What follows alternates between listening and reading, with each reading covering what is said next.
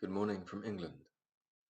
My name is David. I'm studying classics at Oxford University. I'm going into my third year, and more importantly than all that, I'm a good friend of Ling's, and she's asked me to do a reading of a poem for you. This is To a Skylark by Percy Bysshe Shelley. As I read it, I would ask you to appreciate how the rhyme scheme and the stanza structure actually mimic the skylark's flight pattern, because the skylark, as it sings, rises upwards until it cannot rise any more, and then falls and begins again.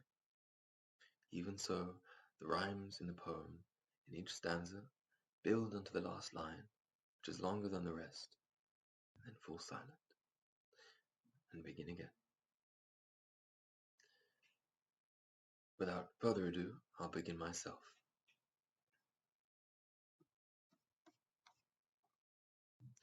To a Skylark by Percy Bysshe Shelley. Hail to thee, blithe spirit, bird thou never wert, that from heaven or near it pourest thy full heart in profuse strains of unpremeditated art. Higher still, and higher from the earth thou springest like a cloud of fire. The blue deep thou wingest, and singing still dost soar, and soaring ever singest. In the golden lightning of the sunken sun, o'er which clouds are brightening thou dost float, and run like an unbodied joy, whose race is just begun. The pale purple even melts around thy flight like a star of heaven. In the broad daylight thou art unseen, but yet I hear thy shrill delight. Keen as are the arrows of that silver sphere, whose intense lamp narrows in the white dawn clear, until we hardly see, we feel that it is there. All the earth and air with thy voice is loud, as when night is bare from one lonely cloud, the moon rains out her beams, and heaven is overflowed. What thou art, we know not. What is most like thee? From rainbow clouds there flow not drops so bright to see, as from thy presence showers a rain of melody. Like a poet, hidden in the light of thought, singing hymns unbidden, till the world is wrought to sympathy with hopes and fears it heeded not.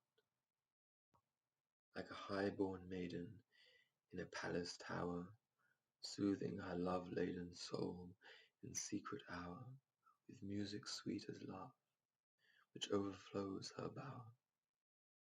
Like a glowworm, golden, in a dell of dew, scattering unbeholden its aerial hue among the flowers and grass, which screen it from the view. Like a rose embowered in its own green leaves, by warm winds deflowered, till the scent it gives makes faint, with too much sweet, those heavy winged thieves. Sound of vernal showers on the twinkling grass. Rain awakened flowers, all that ever was, joyous and clear and fresh thy music doth surpass. Teach us, sprite or bird, what sweet thoughts are thine. I have never heard praise of love or wine that panted forth a flood of rapture so divine. Chorus hymeneal or triumphal chant matched with thine would be all but an empty vaunt, a thing wherein we feel there is some hidden want. What objects are the fountains of thy happy strain? What fields or waves or mountains? What shapes of sky or plain? What love of thine own kind? What ignorance of pain? With thy clear, keen joyance, languor cannot be. Shadow of annoyance never came near thee. Thou lovest, but ne'er knew love's sad satiety.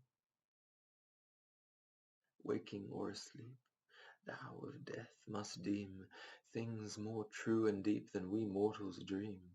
Or how could thy notes flow in such a crystal stream? We look before and after and pine for what is not our sincerest laughter, with some pain is fraught. Our sweetest songs are those that tell of saddest thought. If we could scorn hate and pride and fear, if we were things born not to shed a tear, I know not how thy joy we ever should come near. Better than all measures of delightful sound, better than all treasures that in books are found, thy skill to poet were, thou scorner of the ground. Teach me half the gladness that thy brain must know, such harmonious madness from my lips would flow, the world should listen then, as I am listening now.